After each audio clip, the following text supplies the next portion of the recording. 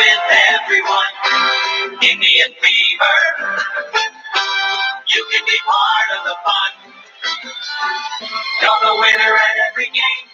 That's where the excitement begins. So catch Indian fever. Be a believer with the Cleveland Indians.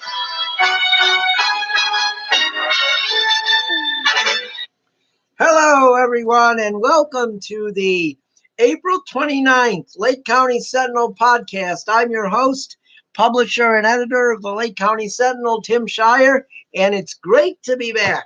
It's been 27 days since our last podcast. A lot has happened. The Indian season is in full force. They've played 27 games. The weather is getting warmer outside. That is awesome. That's probably, I think that might be one of the reasons I love baseball season so much, is because the weather improves when baseball season starts.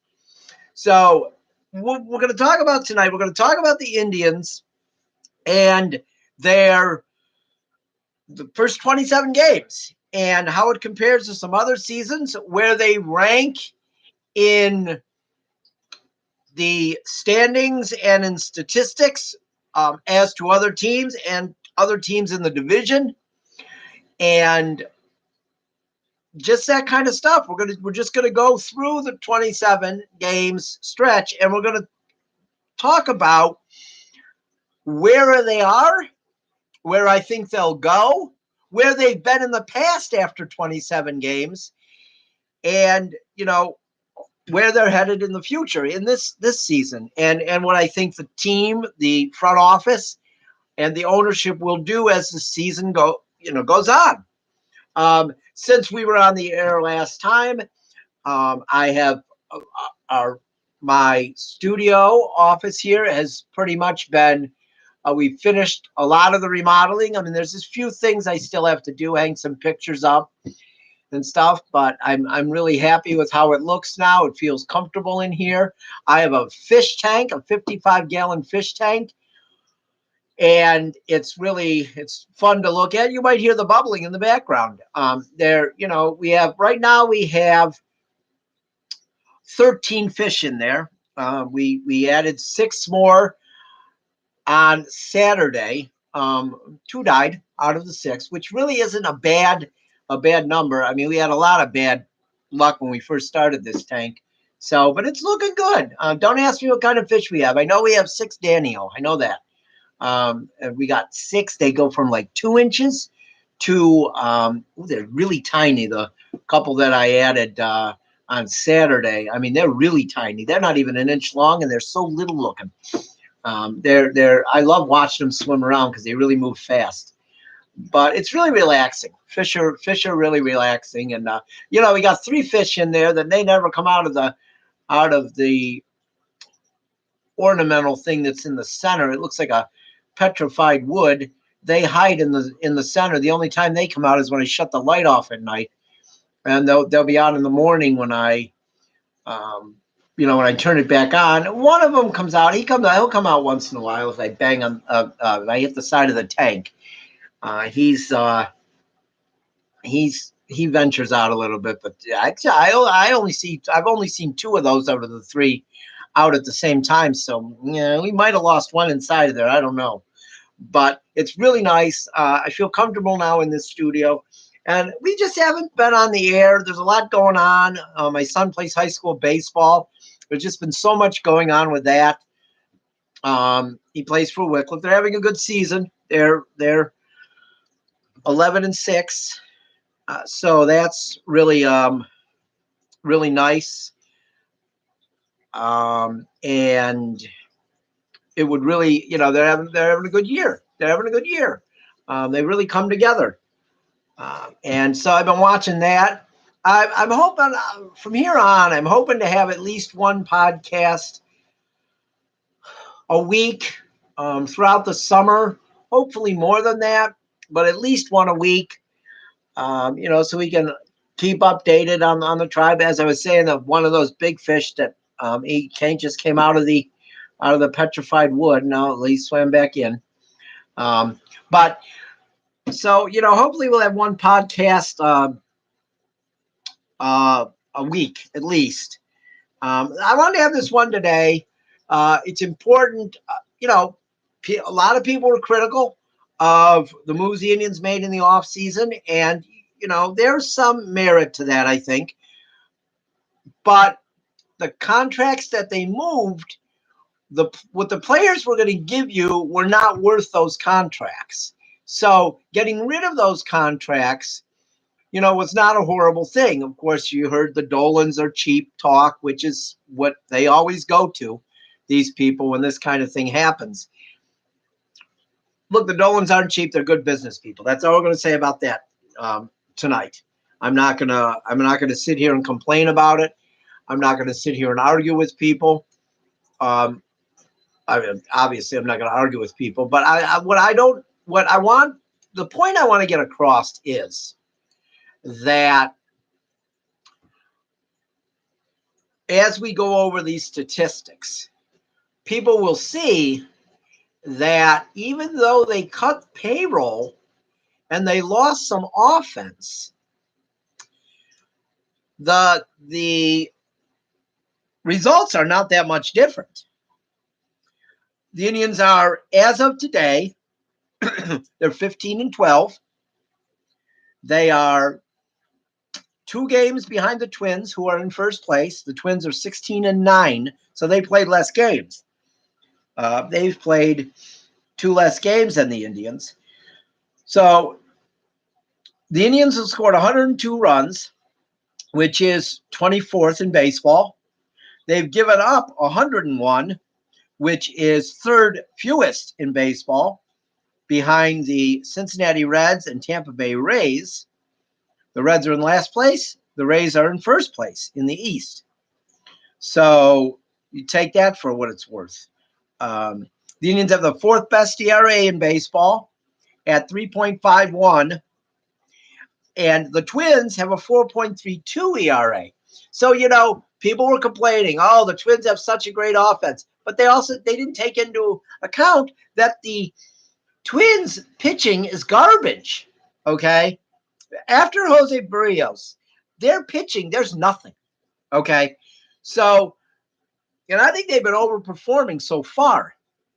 I don't think their 4.32 ERA is what they finished with. I think it's closer to 5.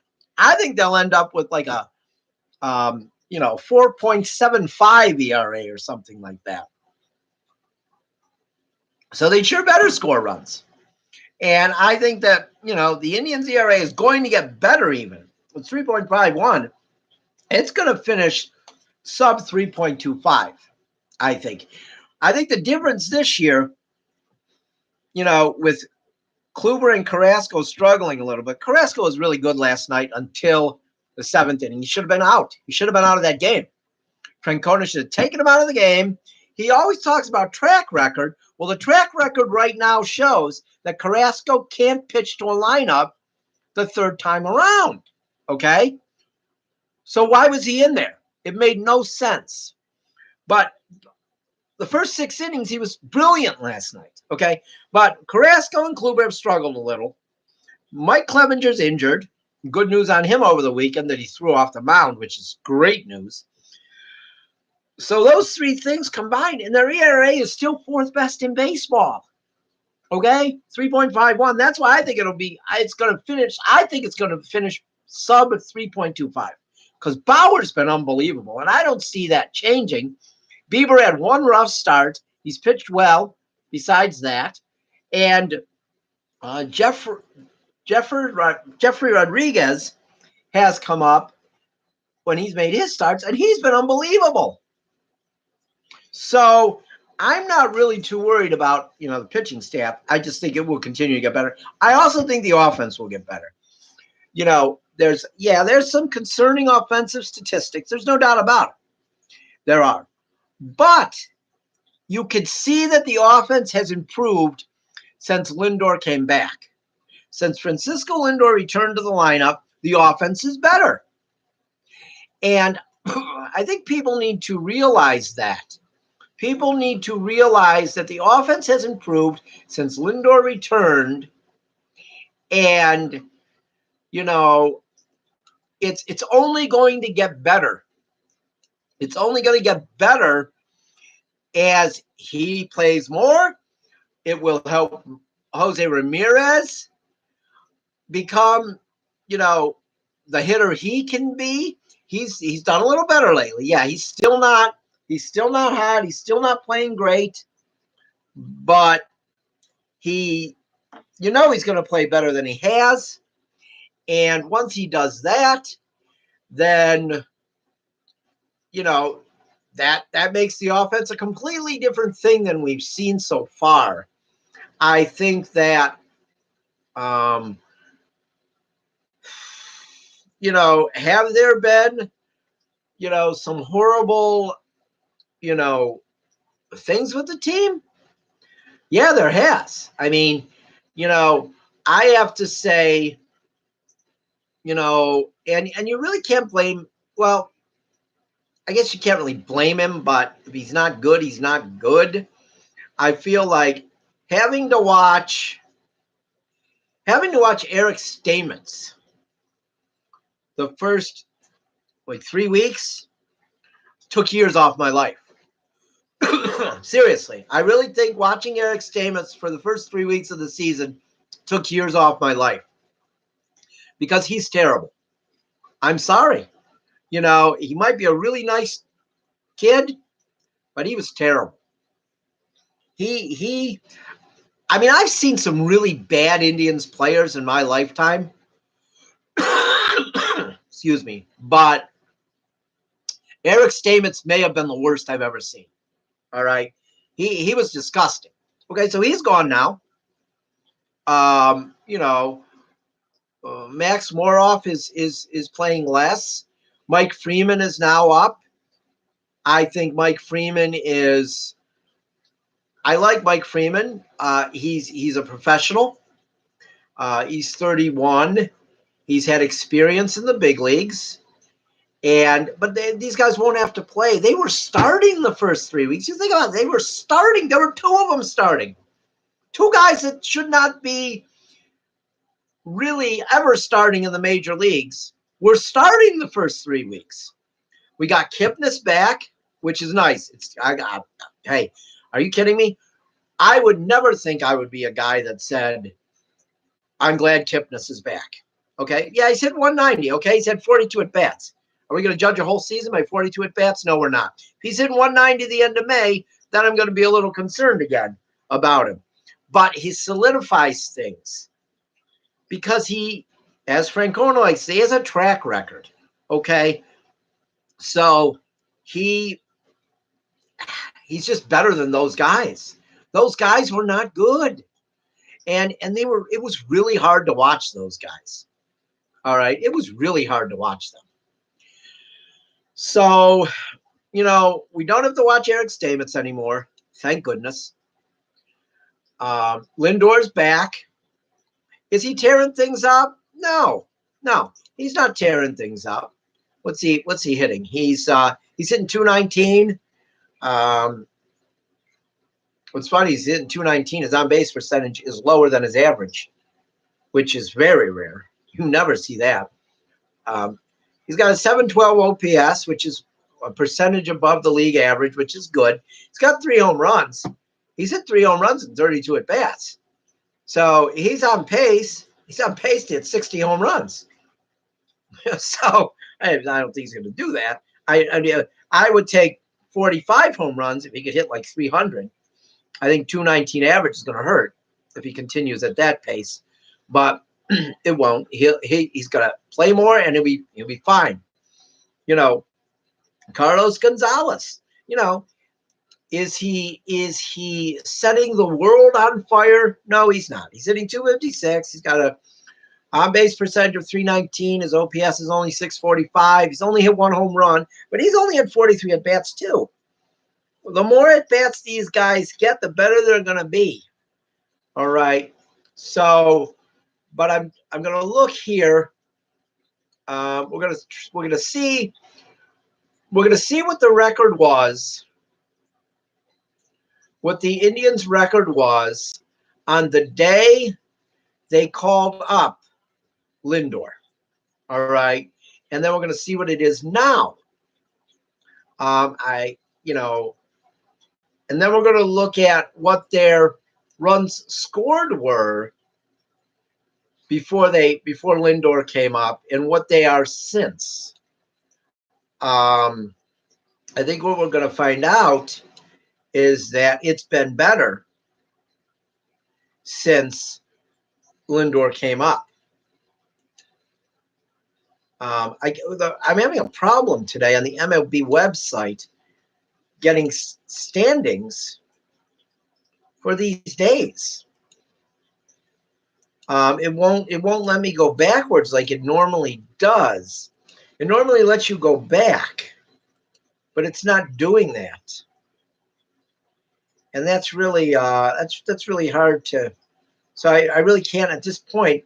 I guess I'm going to have to go into the Indians schedule. I'll go into I guess I'll do it that way. I'll go into the Indians schedule and look at what they, the day by day, and just see the runs they've scored since he's returned, and it will, give us an idea. Okay, he came back. He came back during the series against the Braves. Okay, and he played in the second game where the Indians scored 7 runs. Then the next day they scored 5 runs. Okay, they scored 1 against the Marlins in the first game of that series. Then they scored 6. So that's 19 through the first 4 games. Then 1 against the Astros there, that's 21. Then 6, that's 27. 3 on Saturday, that's 30. 1 yesterday, 31. So in the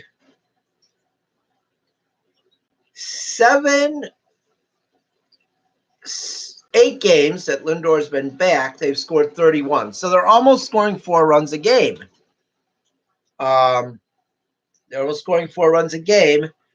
So if you go over the 19 before that, they had scored 71 through the first 19 games, and that's a 3.73 average. So they have it's slightly improved. Not by a lot, but there's been slight improvement. And let's remember, one of the games Lindor did not play. So, but the offense is definitely better with Lindor in it. Lindor and Kipnis in it. The pitching's the same. The pitching's, it's good. It's good. And I think what we've seen is that there's more pitching. Jeffrey Rodriguez, he's good. And I know for a fact that there's good pitching in the minor leagues. But we're looking at the offense. People want to focus on the offense because they can make their point to be negative. The Indians' team batting average is .213, 3rd worst in baseball. The slugging percentage is .336, 2nd worst in baseball. The OPS is .636, 3rd worst in baseball. The team on base percentage is .300, 8th worst in baseball. Okay? Fielding percentage is not great. It's .983, but I also think that improves with the return of Kipnis and Lindor because you get Stamets out of there making error after error when he was supposedly a good defensive player. I don't know who saw that because I never saw it the whole time he was up. The funny thing is, the Indians have scored, this 2019 team has scored the same amount of runs as a 2018 team through 27 games. Okay. Wow. The people who are critical in saying that they cut payroll and the offense is going to suffer, well, I guess not. 27 games through the 2018 season, the Indians had scored 102 runs. 27 games into the 2019 season, the Indians have scored 27 runs. So what does that tell me? The offense really is producing the same amount of runs. They actually are one of the top teams in baseball with 2 outs and runners in scoring position. The other night, during the Houston series, I believe it was through game 2 of the Houston series, they were number 1 in baseball with a 301 average with 2 outs and runners in scoring position. So they're actually not doing as bad a job as people would like to think they would have. They were going to, because the cheap Dolan narrative, which, as I said earlier, I don't want to talk about too much, but it's completely untrue. They made moves to get younger. They did. They made moves to get younger. Jake Bauers is younger than Edwin Encarnacion, or, they got rid of, they did get rid of a couple young players, which I was disappointed that they got rid of Yandy Diaz and Eric Gonzalez. I was. And though, Eric Gonzalez is hurt now, and I hope he can recover from that, but Yandy Diaz is tearing it up for Tampa Bay. So, but they got younger, getting rid of Yonder Alonso and Edwin Encarnacion, and they did save a lot of money there. Then who knows? Maybe they can use in a trade, to trade for somebody later to improve for the playoff run. They got to win the division. You're right. It's not a given this year because Minnesota's pretty good. But I have confidence that they'll make moves. They've made moves every year for the last 3 years at the deadline. Every year they have. So don't tell me they're not going to make moves. Everybody wants to rave about John Dorsey. They've not won a playoff game yet. But no one really no one seems to really want to give Mike Chernoff and Chris Antonetti the credit they deserve for making moves and improving the team at the deadline, as they have done. I feel like that's what they're going to do. I feel like they set themselves up so their payroll wasn't too high for the market we're in, and that's a reality, people. That's the market we're in. But I feel like they definitely set themselves up to where they can make moves at the deadline to improve the team offensively. I really think they will. I do. I think they'll get a power hitter at the deadline. 1, if not 2. I know there's a lot of people out there that'll say, "Oh, Tim, you're crazy. There's no way they're going to do that." But, I thought with the Clevenger injury, if it's not as bad as we first thought, I thought maybe if it was bad and he was going to miss the entire season, there were rumors about going out and getting a starter. They may not have to do that now. If they don't have to go out and get a starter, then they have that money to get a bat at the deadline. And I really believe they will. I think people just don't give them any credit. They don't give them credit for the moves they've made. They went out and got Jay Bruce, in 2017. Repeat after me, people. In 2017, the Dolans outbid the Yankees for Jay Bruce. The Yankees would not pay the rest of his salary, but the Indians would. The Indians outbid the New York Yankees for Jay Bruce. Okay? Give them the credit they deserve. You don't want to do that.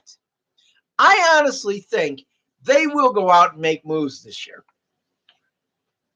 They are very methodical. They look at things, they look at everything before they make a move. You don't know what they're doing. You don't know who they're talking to already. People, it was widely reported by the media that John Dorsey tried to make a deal to move up into the third round or first round of the draft. Okay, good. He didn't do it, though. Are we going to get on him for that?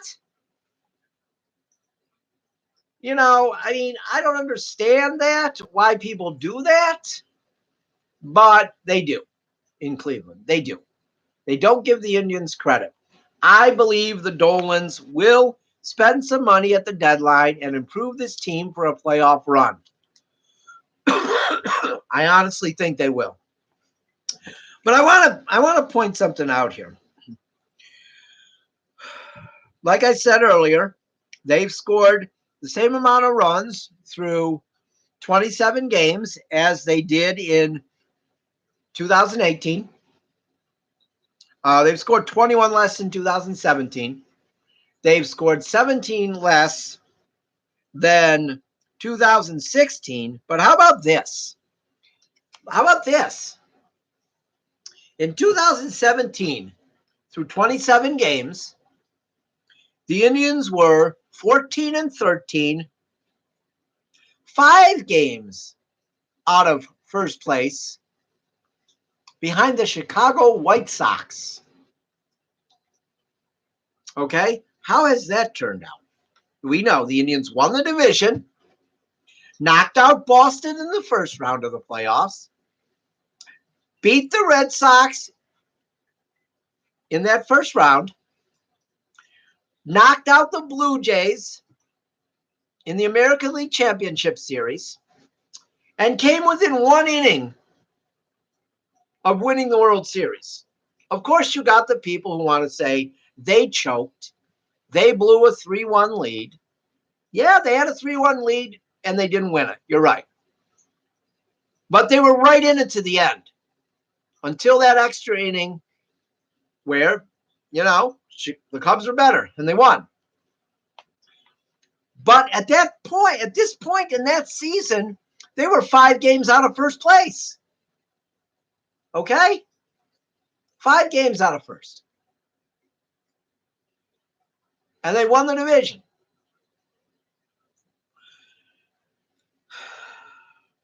I just don't think that they are worse than those teams, 2016, 17, and 18. They score runs differently. The pitching's probably better than 16 and 17. It's probably better because the fifth starter is better. So I don't think they're in the trouble people think. Are the Twins better? Yeah, they are. But the Twins are good in 17, if you remember, too. But the Indians ran away and hit. They won 102 games. So I think, they're on pace to win 90. I think if they win 90, they win the division. I don't think the Twins will keep it up. I think the Twins will win about 85 games because their pitching will falter. They may be able to score a lot of runs, but their pitching will falter. And in games in September, the Indians play them in September. The Indians will win those games. The veteran experience the Indians have is going to get them those games against the Twins. And they'll win the division by 5 or 6 games. I truly believe that. And in postseason, you never know. And if they make moves at the deadline, set themselves up for postseason. That's pretty much it. That's all I got. That half hour went really quick. Hopefully we'll be back soon. If not this week, I'll talk to you next week. I hope everybody has a good night. And as always, go Tribe.